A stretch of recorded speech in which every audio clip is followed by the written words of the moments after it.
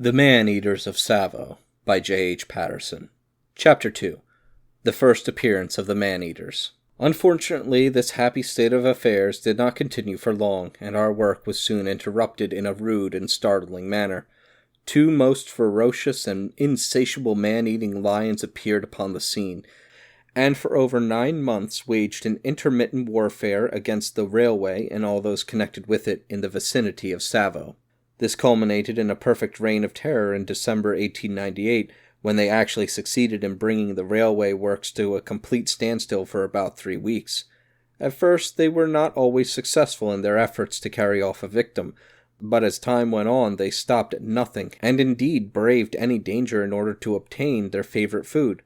Their methods then became so uncanny, and their man-stalking so well-timed, and so certain of success, that the workmen firmly believed that they were not real animals at all, but devils in lion shape. Many a time the coolies solemnly assured me that it was absolutely useless to attempt to shoot them.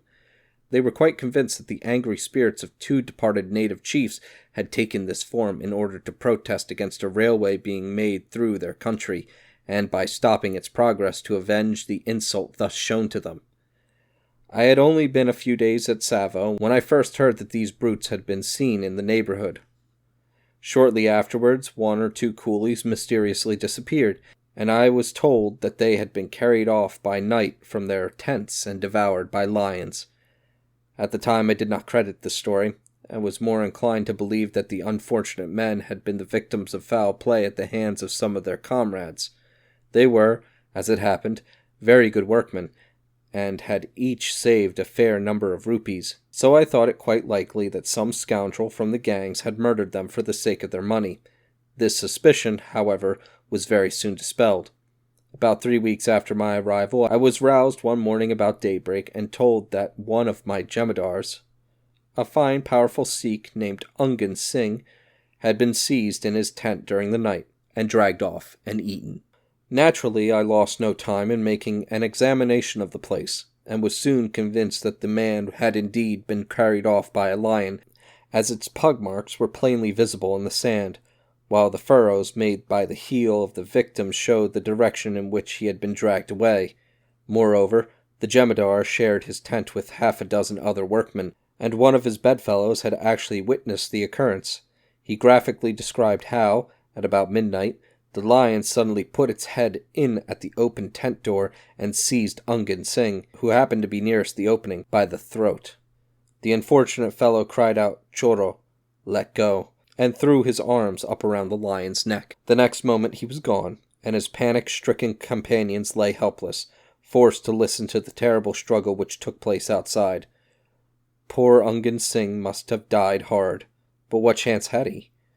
As a coolie gravely remarked, was he not fighting with a lion? On hearing this dreadful story, I at once set out to try to track the animal, and was accompanied by Captain Haslam, who happened to be staying at Tsavo at the time, and who, poor fellow, himself met with a tragic fate very shortly afterwards. We found it an easy matter to follow the route taken by the lion, as he appeared to have stopped several times before beginning his meal. Pools of blood marked these halting places, where he doubtless indulged in the man-eater's habit of licking the skin off as to get at the fresh blood. I have been led to believe that this is their custom from the appearance of 2 half-eaten bodies which I subsequently rescued. The skin was gone in places, and the flesh looked dry, as if it had been sucked. On reaching the spot where the body had been devoured, a dreadful spectacle presented itself. The ground all around was covered with blood and morsels of flesh and bones. But the unfortunate jemadar's head had been left intact, save for the holes made by the lion's tusk on seizing him, and lay a short distance away from the other remains, the eyes staring wide open with a startled, horrified look in them. The place was considerably cut up, and on closer examination we found that 2 lions had been there, and had probably struggled for possession of the body. It was the most gruesome sight I had ever seen. We collected the remains as well as we could, and heaped stones on them, the head with its fixed, terrified stare seeming to watch us all the time, for it we did not bury, but took back to camp for identification before the medical officer. Thus occurred my first experience of man-eating lions, and I vowed there and then that I would spare no pains to rid the neighborhood of the brutes. I little knew the trouble that was in store for me, or how narrow were to be my own escapes from sharing poor Ungan Singh's fate. That same night I sat up in a tree close to the late Jemadar's tent, hoping that the lions would return to it for another victim. I was followed to my perch by a few of the more terrified coolies, who begged to be allowed to sit up in the tree with me. All the other workmen remained in their tents, but no more doors were left open. I had with me my .303 and a 12-bore shotgun, one barrel loaded with ball and the other with slug. Shortly after settling down to my vigil, my hopes of bagging one of the brutes were raised by the sound of their ominous roaring coming closer and closer. Presently this ceased, and quiet reigned for an hour or two, as lions always stalk their prey in complete silence.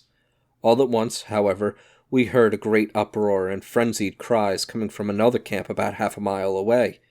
We knew that the lions had seized a victim there, and that we should see or hear nothing further of them that night. Next morning I found that one of the brutes had broken into a tent at Railhead Camp, whence we had heard the commotion during the night, and had made off with the poor wretch who was lying there asleep. After a night's rest, therefore, I took up my position in a suitable tree near this tent. I did not at all like the idea of walking the half-mile to the place after dark, but all the same I felt fairly safe, as one of my men carried a bright lamp close behind me. He, in his turn, was followed by another leading a goat, which I tied under the tree in the hope that the lion might be tempted to seize it instead of a coolie. A steady drizzle commenced shortly after I had settled down to my night of watching, and I was soon thoroughly chilled and wet. I stuck to my uncomfortable post, however, hoping to get a shot, but I will remember the feeling of impotent disappointment I experienced when about midnight I heard the screams and cries and a heart-rending shriek, which told me that the man-eaters had again eluded me and had claimed another victim elsewhere. At this time the various camps of the workmen were very scattered, so that the lions had a range of some 8 miles on either side of Tsavo to work upon, and as their tactics seemed to be to break into a different camp each night, it was most difficult to forestall them. They almost appeared, too, to have an extraordinary and uncanny faculty of finding out our plans beforehand, so that no matter how likely or how tempting a spot we lay in wait for them, they invariably avoided that particular place and seized their victim for the night from some other camp. Hunting them by day, moreover, in such a dense wilderness as surrounded us, was an exceedingly tiring and really foolhardy undertaking. In a thick jungle of the kind around Tsavo, the hunted animal has every chance against the hunter, as, however careful the latter may be, a dead twig or something of the sort is sure to crackle just at the critical moment and so give the alarm. Still, I never gave up hope of some day finding their lair, and accordingly continued to devote all my spare time to crawling about through the undergrowth. Many a time, when attempting to force my way through this bewildering tangle, I had to be released by my gun-bearer from the fast clutches of the "wait a bit," and often with immense pains I succeeded in tracing the lions to the river after they had seized a victim, only to lose the trail from there onwards, owing to the rocky nature of the ground which they seemed to be careful to choose in retreating to their den.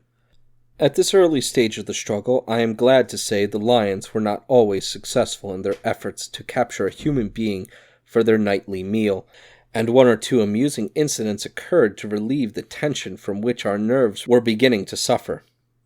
On one occasion, an enterprising Bonilla, Indian trader, was riding along on his donkey late one night, when suddenly a lion sprang out on him, knocking over both man and beast. The donkey was badly wounded, and the lion was just about to seize the trader, when in some way or other his claws became tangled in a rope by which 2 empty oil tins were strung across his donkey's neck. The rattle and clatter made by these as he dragged them after him gave him such a fright that he turned tail and bolted off into the jungle, to the intense relief of the terrified Bonilla, who quickly made his way up to the nearest tree and remained there, shivering with fear, for the rest of the night. Shortly after this episode, a Greek contractor named Themistocles Papadimitriou had an equally marvelous escape. He was sleeping peacefully in his tent one night when a lion broke in. and seized and made off with the mattress on which he was lying. Though rudely awakened, the Greek was quite unhurt, and suffered from nothing worse than a bad fright. This same man, however, met with a melancholy fate not long afterwards.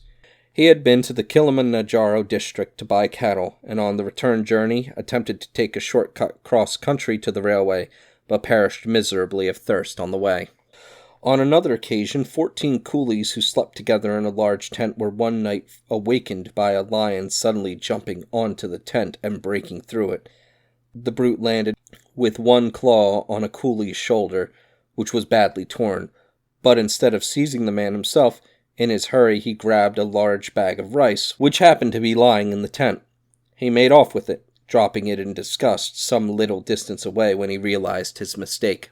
These, however, were only the earlier efforts of the man-eaters.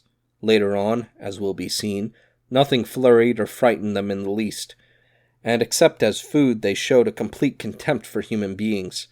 Having once marked down a victim, they would allow nothing to deter them from securing him, whether he were protected by a thick fence, or inside a closed tent, or sitting round a brightly burning fire. Shots, shouting, and firebrands they alike held in derision.